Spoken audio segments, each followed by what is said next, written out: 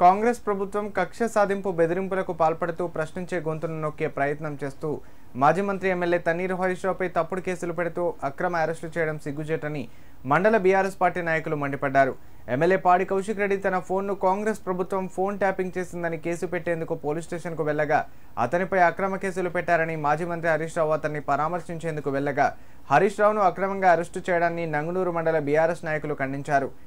సిద్దిపేట జిల్లా నంగునూరు మండలం కేంద్రంలో బీఆర్ఎస్ పార్టీ మండల అధ్యక్షుడు అనగోని లింగంగౌడ్ ఆధ్వర్యంలో ఏర్పాటు చేసిన మీడియా సమావేశానికి మాజీ ఎంపీపీ జాప శ్రీకాంత్ రెడ్డి, సొసైటీ చైర్మన్లు కోల రమేష్ గౌడ్, ఎల్లంకి మహిపాల్ రెడ్డి హాజరై మాట్లాడారు. ప్రశ్నించే గొంతులను నొక్కడమే కాంగ్రెస్ ఎజెండాగా ముందుకు సాగుతుందన్నారు. తన ఫోన్ ట్యాపింగ్ చేశారని ఎమ్మెల్యే కౌశిక్ రెడ్డి కేసు పెట్టడానికి వెళ్తే ఉల్టా తనపైన కేసు పెట్టడం విడ్డూరంగా ఉందన్నారు. కాంగ్రెస్ ప్రజాపాలనను పక్కన పెట్టి పోలీసుల రాజ్యాన్ని పాలిస్తుందన్నారు. ఎన్ని అక్రమ కేసులు పెట్టినా, అరెస్టు చేసినా ప్రజలకు ఇచ్చిన హామీలను నెరవేర్చే వరకు ఉద్యమాన్ని ఆపమని హెచ్చరించారు. కార్యక్రమంలో బీఆర్ఎస్ పార్టీ నాయకులు కృష్ణారెడ్డి, మహేందర్ గౌడ్, ఎండి అజీజ్ పాల్గొన్నారు. ఎమ్మెల్యేలను ఎట్లా అంటే అప్రజాస్వామికంగా వాళ్ళు అరెస్టు చేయడాన్ని చూస్తూ ఉంటే ఈరోజు ఈ రాష్ట్రంలో ప్రజాస్వామ్యం ఉందా, అరాచక పాలన సాగుతుందా అనేది ఇలా కనబడతా ఉంది. ఈరోజు జరిగినటువంటి పరిణామాలు రాష్ట్రంలో గౌరవ మాజీ మంత్రివర్యులు తెలంగాణ ఉద్యమ నేత హరీష్ అన్నను అక్రమంగా అరెస్టు చేసి నిర్బంధించడం ఏదైతే ఉందో దానిని మేము నంగునూరు మండల బీఆర్ఎస్ పక్షాన తీవ్రంగా ఖండిస్తూ ఉన్నాం.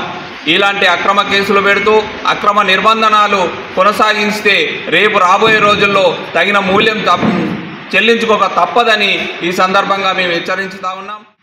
కౌశిక్ రెడ్డి గారు ఎమ్మెల్యేలను అరెస్ట్ చేసినందుకు హరీష్ రావు గారు తన ఇంటికి వెళ్తే అక్రమంగా అరెస్ట్ చేయడం అనేది దారుణం. ఇది నిజంగా కూడా ఒక మాజీ మంత్రిని, శాసనసభ్యులను అరెస్ట్ చేయాలంటే శాసనసభ నిబంధనలు ఉంటాయని వారికి తెలియదా? మరే రేవంత్ రెడ్డి గారు ఇవాళ రాష్ట్రంలో నడుస్తున్నది ప్రజాస్వామ్యమా, నిర్బంధమా?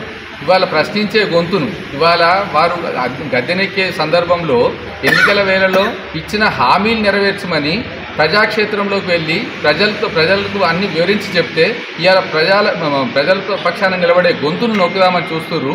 అట్లా నొక్కితే ఎన్నో రోజులు ఆగదు.